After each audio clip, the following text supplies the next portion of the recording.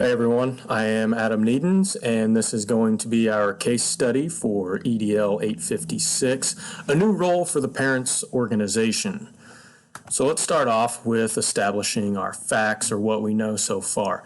The PTA, which was our Parent-Teacher Association, is discontinued. At that point, a newly formed parents organization was taking its place. The principal, who would be me, had met with the previous PTA and was working quite well with them. This new group met and organized on their own. The principal and myself had no interaction or understanding of this group or what their purpose was until this meeting with them. What this group is wanting is multiple changes within our school and our educational system. Some things they had mentioned were changing up our back-to-school programs, different policies that they were going to want educationally put in place, educational procedures for our students. They wanted to take a look at parent-teacher conferences, as well as they want an equal partnership in deciding what's best for our students, their students, educationally. So they're kind of pushing a little bit more. To continue on with our facts here, they had a private meeting. Don't know where and when necessarily. I was the principal and caught off guard by what was being formed and what was happening here with this lack of PTA, moving to a parents organization and having them come up with all of these new guidelines and things that they were wanting to do. They met with me at the school. So parties involved thus far would be me, the principal, the parents organization, and the leadership committee for this organization. Are there legal and ethical issues in this case? Legal issues would be that the PTA is a national organization with liability insurance. You're going to have the teachers union come into play here, and then you're going to have the Privacy Act for students come up here. Parents may not like that others are gaining access to their child's education. They don't know what's going on necessarily in this situation or what the plans are. So are they gaining access to student records and information like that, or are they changing the way students are being taught without being informed? Then you're going to have to look at what are the board policies and school policies in this situation as well. Ethical issues would be that there's no collaboration involved in this. They just kind of went on their own and did it. So we don't really know who's involved, who knows about it, who doesn't. There's going to be, like we mentioned on the other side, parent concerns, and then you're going to look at teacher concerns. A lot of this is going to get thrown on teachers and on their plates. It just ends up being more things for them to deal with. So I got a feeling this would lead to some upset teachers. They are officially, I would say, overstepping their boundaries into the school setting. This was all done on their own without any collaboration from the board, superintendent, or myself. So now we need to move forward. So what we have for a summarization of what's going on thus far in our case, the PTA was dissolved and the newly formed parents organization has elected a leader, formed committees, and drafted plans for change to the school, all without any consent from the principal or board.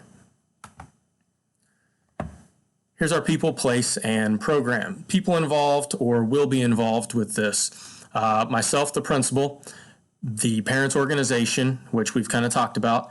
The teachers may not be involved yet, but they're going to be involved with things that this organization is wanting to implement and or what we do going forward with this program. This will have an impact on teachers. This is also going to have an impact on our students' education, as well as the community. How is this going to be received by our community would be one thing. Place, we don't know about their prior meetings, where they took place or where they met up to decide all these things. This meeting with myself was at the school. Let's look at our programs. You would have the PTA, which was apparently dissolved and formed this new parents organization. They have a leader for this organization who is a young attorney, and this is going to be affecting our public school. Prioritizing our information here. We got to look at our stakeholders that are going to be involved here. The principal, me. Are there going to be legal issues for me and for our school district? Probably so if we continue on in this direction. What's the perception going to be? Pros and cons there. Probably depending on what end of this committee you are on. The parents' organization is a stakeholder in this. Might we lose their support? We might, depending on which direction we head here. We need parent support. Teachers, those teachers might feel attacked. They might feel everything was thrown onto their plate and now they have to change what they're doing. So that could be pushed onto them. Students, this is also going to affect their education. It could affect funding for their education as well.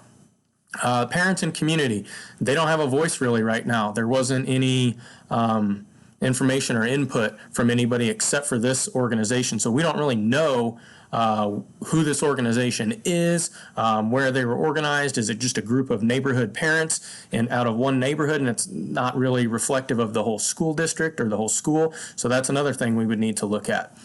Are we going to lose the organization funding and support? We've already disbanded the PTA. Now we're at a parents organization. We like the funding. We like the support from parents and community to help out our schools. So that would be something. We still want that organization. The PTA was working really well for our group a while back. There is a need to consult the superintendent, I feel.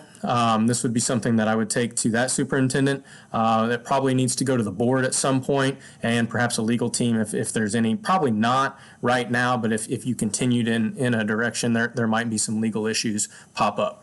But I definitely feel that the superintendent and board will need to be consulted going forward. No information from anyone except this organization. That's all we have from right now is they met, here's what they decided, they brought it to me, and now I'm stuck with this decision and how to move forward on this. I feel like I could make a decision off what I have right now.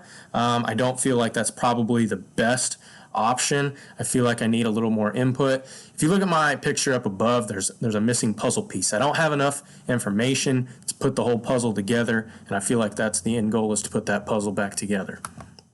Options and consequences. Option 1, we take no action. Let's allow the organization to continue on. I just let them do their thing.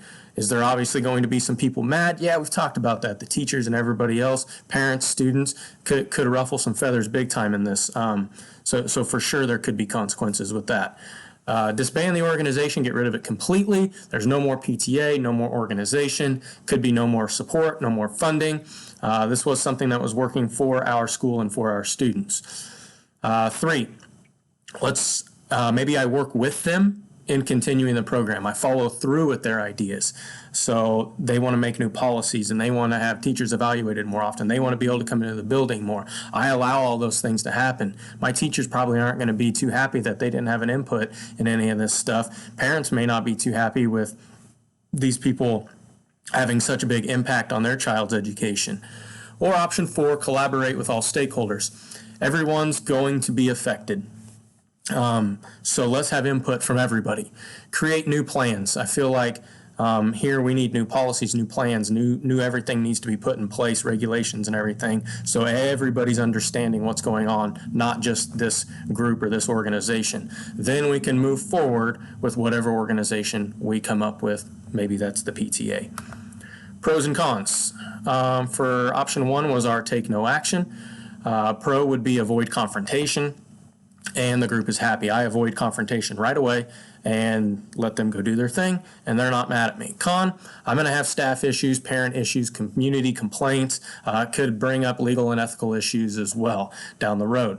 Option 2, you're going to look at disbanding the organization. A pro of that is there's no fight on what the organization wants. I'm done. Hey, it's over, and we're just going a different direction now. They are obviously, a con would be, they're probably going to be upset with me. There's not going to be a PTA support staff now. There could be loss of funding perhaps. Maybe we lose teacher and community support. We're definitely going to lose support for our students because this was a group or an organization that was helping our school and our students quite a bit. Option 3 was work with them in continuing the program.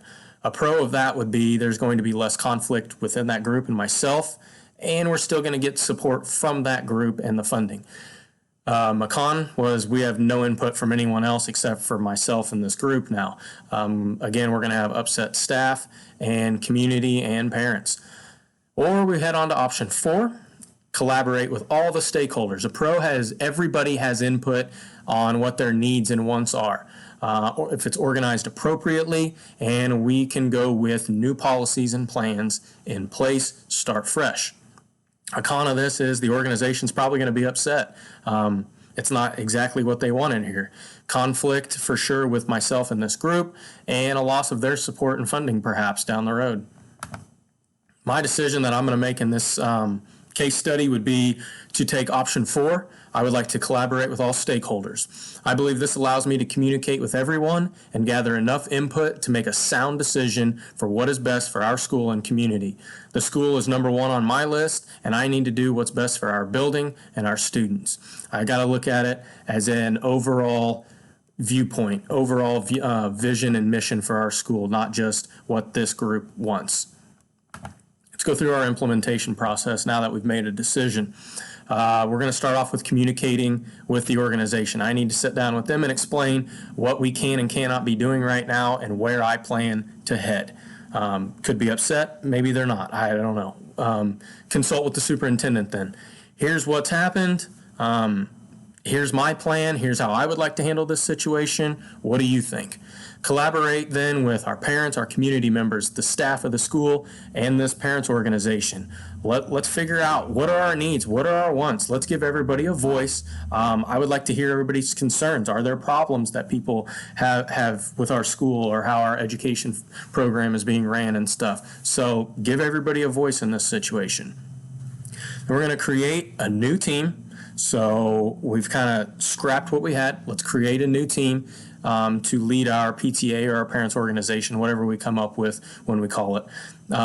So maybe it's some of those same people, maybe it's not, but I'd like to have a broader spectrum, a bigger view from everybody, not just a group that got together on their own. So let's give everybody a shot to be on this board and figure out who needs to be leader and things like that.